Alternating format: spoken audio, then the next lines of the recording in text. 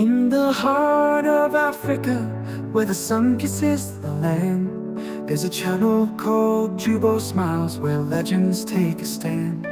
From the mighty savannah to the Once upon a time, in a small village, there lived a man called Mr. Kelechi, a successful businessman. His two children, Ada and Uchi, and their loving mother, Nkechi.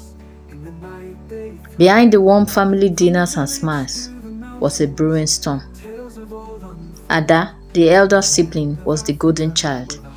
She excelled in academics, followed all of her father's advice, and spent her days helping at his store.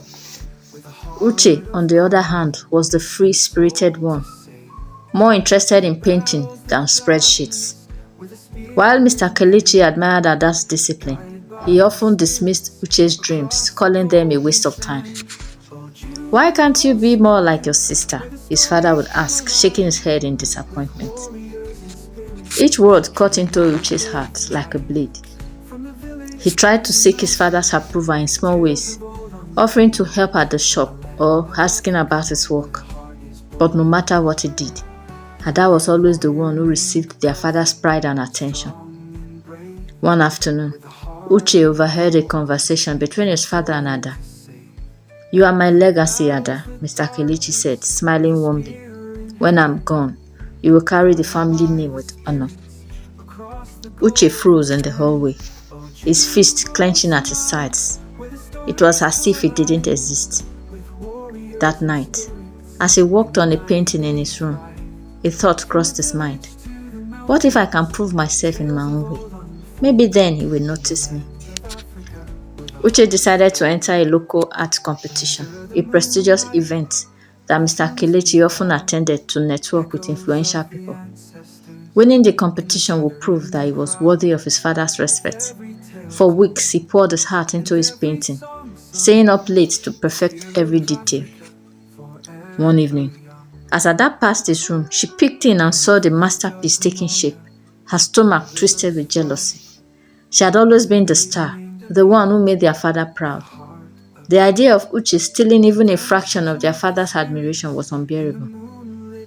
The day before the competition, Uche left his painting on the easel to dry. When he returned to the room later that evening, his heart sank. A large tear ran across the canvas, destroying weeks of work. Ada feigned concern when Uche confronted the family. "Maybe it was the wind or a mistake," she said, her voice dripping with false sympathy. Uche saw the flicker of satisfaction in her eyes and knew the truth. Devastated but not broken, Uche took what was left of his painting and walked through the night to salvage it. He poured every ounce of emotion into his work, determined to let his sister's apogee not stop him. The day of the competition arrived and Uche stood nervously among the other contestants. When his turn came, he unveiled his piece, a raw, emotional portrayal of a son reaching out to a distant father. The audience was moved and Mr. Kelechi stared at the painting, visibly shaking. But before Uche could bask in the moment, Ada stepped forward, her voice loud enough for everyone to hear. "He's only doing this for attention, Papa. Don't let him fool you." The words stung, but this time, Uche didn't back down. "You've always put Ada on a pedestal, no matter what she does. You never even gave me a chance," he said, his voice trembling with years of suppressed emotion. "But not anymore. I'm done fighting for your approval." The room fell silent as Uche's words hung in the air, leaving everyone, including Mr. Kelechi, stunned. Ada's face flushed with anger and panic. "You are just being dramatic, Uche," she snapped, her voice shaking. "Why do you always have to make it about you?" Uche's eyes glistened with unshed tears, but he held his ground. "It's never been about me, Ada. That's the problem. You've had everything handed to you. Papa's trust, his attention, his love. I've worked so hard, and it's never enough because he doesn't even see me. But today, I won't let you take this from me." The crowd shifted uncomfortably, sensing the weight of the confrontation. Some murmured quietly while others watched in stunned silence. Mr. Kelechi looked between his two children, his expression torn. "Enough," he said finally, his voice low but firm. Ada, is there something you are not telling us?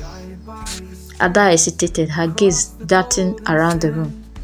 I only wanted what's best for the family, she stammered, her confidence cracking. Uche doesn't understand what it takes to carry this responsibility. Uche's voice rose, his emotions pouring out like a dam, finally breaking. Responsibility? You tore my painting. You couldn't stand the thought of me shining for once, could you? All I wanted was for Papa to be proud of me, in my own way. Is that too much to ask? The audience gasped, and all eyes turned to Ada. Her composure crumbled, and she buried her face in her hands.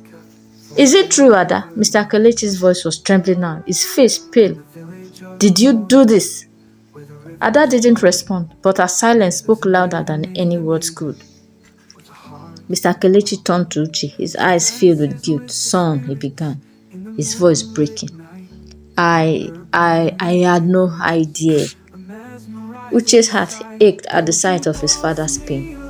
But the years of neglect couldn't be erased so easily. He stepped forward, meeting his father's gaze. I'm not looking for an apology, Papa. I just wanted you to see me, to believe in me, even if I'm not like Ada.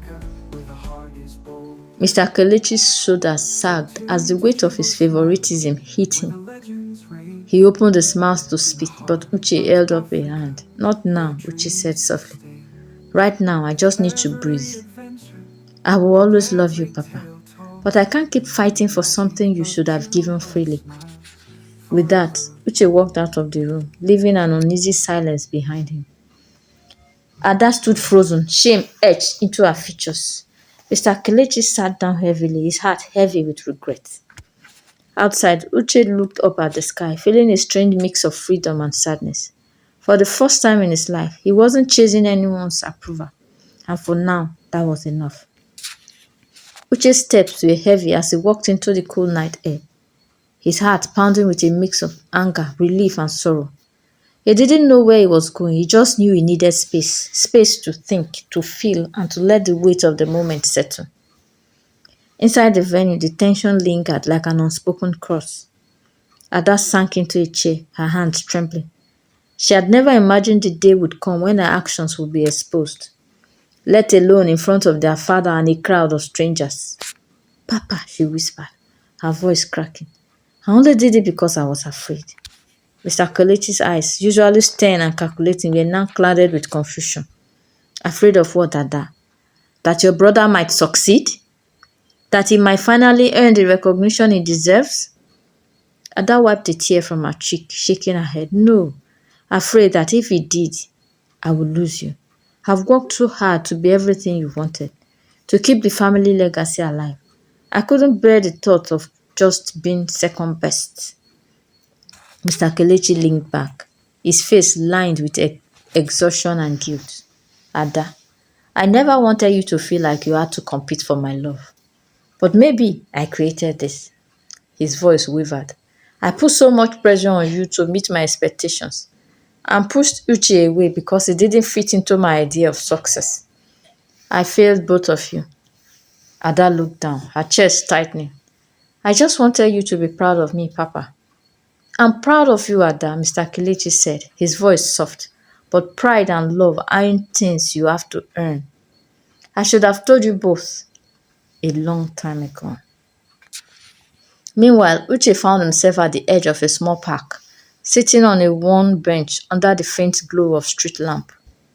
He stared at his hands, still stained with smudges of paint.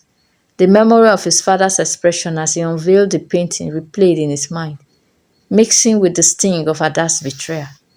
His phone buzzed, breaking the quiet. It was a message from his mother. Please come home, let's talk as a family. Uche hesitated, the weight of his emotions still fresh. But he thought of his mother, her quiet support, her attempts to mediate in a household filled with unspoken tension. For her, he decided to return.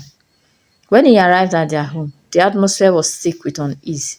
Ada sat on the couch, her eyes red from crying. Their father stood by the window, his hands clasped behind his back. Nkechi approached Uche, placing a gentle hand on his shoulder. Thank you for coming back, she said softly. Uche nodded but remained silent. his gaze fixed on the floor. Mr. Kelechi turned, his expression unreadable. Uche, he began, taking a deep breath. I owe you an apology. Not just for tonight, but for years of making you feel invisible. I see now how much I've hurt you. Uche's throat tightened, but he didn't speak. Ada stood, wringing her hands nervously. I'm sorry too, Uche. What I did was wrong, and I have no excuse. I've been selfish and I've been unfair. Her voice cracked. I know I've lost your trust, but I hope I can earn it back someday. Uche looked at her, his emotions swelling. Part of him wanted to forgive her, to believe that she was truly sorry. But another part of him, the part that had been wounded so many times, wasn't ready to let go. Words are easier, Ada, he said finally. Trust takes time. And as for you, he turned to his father, his voice steadier now. I've spent my whole life wanting you to see me, to value me for who I am. I'm not sure I can forgive you yet, but I'll try for myself, not for you. The room fell silent. Nkechi wiped a tear from her cheek, stepping between her children. This family has been broken for too long, she said, her voice firm but tender. But it's not too late to heal if we are willing to work at it. Mr. Kelechi nodded, his face solemn. You are right, Nkechi. We need to start over as a family. Uche glanced at Ada, then at his father. The road ahead seemed uncertain, filled with painful conversations and slow rebuilding. But for the first time in a long time, he felt like he had taken the first step towards being seen. And as he walked to his room, he carried with him a glimmer of hope that perhaps one day their family might truly find peace. The following weeks were a mix of awkward silences, tentative conversations, and small steps towards rebuilding trust. Uche focused on his art, pouring his emotions into his paintings, which now carried a new depth and maturity.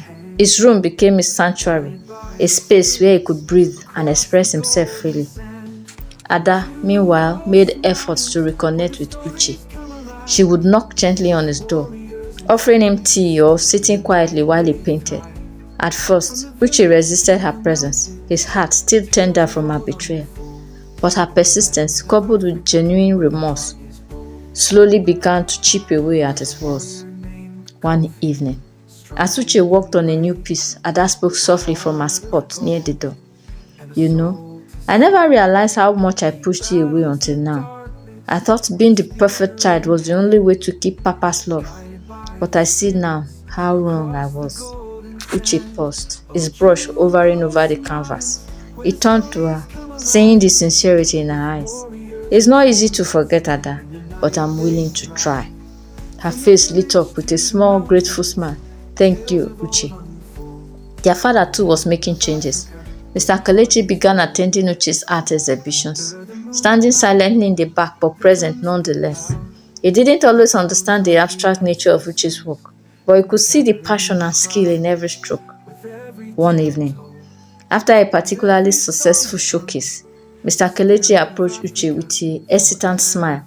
Your painting tonight, it was powerful. I don't always say it, but I'm proud of you, son. The words, so simple, yet so meaningful, made Uche's chest tighten. He nodded, his voice thick with emotion. Thanks, Papa. Over time, the family found a new balance. Ada no longer felt the need to compete, instead channeling her energy into mentoring young women in business. Uche continued to pursue his art, finding recognition and fulfillment in his unique path. As the days turned into months, the Kelechi family grew closer. They learned to communicate openly, to support one another without conditions or competition. The scars of the past remained, but they were no longer wounds. They were reminders of a journey that had brought them to a place of understanding and unity. The story ended with a simple truth. Love and acceptance are not earned through competition or sacrifice. They are given freely to all who are willing to receive them. And in the end, the Kelechi family learned to cherish each other, not for what they achieved, but for who they really are. In the heart of Africa, where the sun kisses the land, there's a channel called JuboSmiles, where legends take a stand. From the mighty savannah to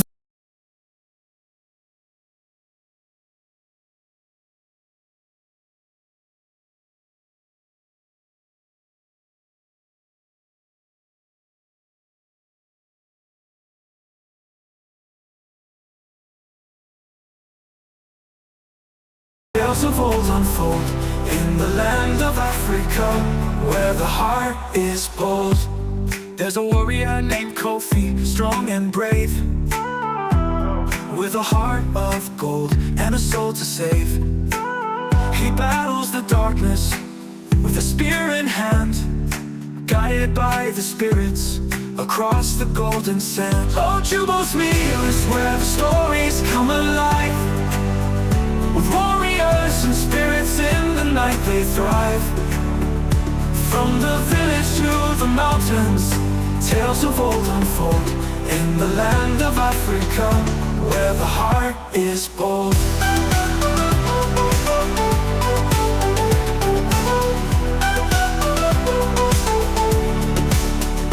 There's a warrior named Kofi, strong and brave, with a heart of gold and a soul to save. He battles the darkness with a spear in hand, guided by the spirits across the golden sand. Oh, JuboSmiles is where the stories come alive, with warriors and spirits in the night they thrive. From the village to the mountains, tales of old unfold in the land of Africa, where the heart is bold.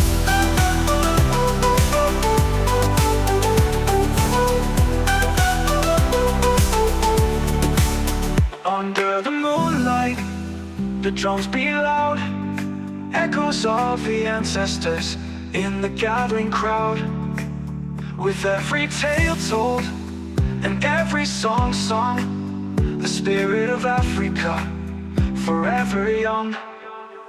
On the village of Umoja, where the rivers flow, lives a maiden named Amina, with a heart aglow. She dances with the spirits in the moonlit night, her beauty and grace a mesmerizing sight. Oh, JuboSmiles is where the stories come alive, with warriors and spirits in the night they thrive. From the village to the mountains, tales of old unfold in the land of Africa, where the heart is bold.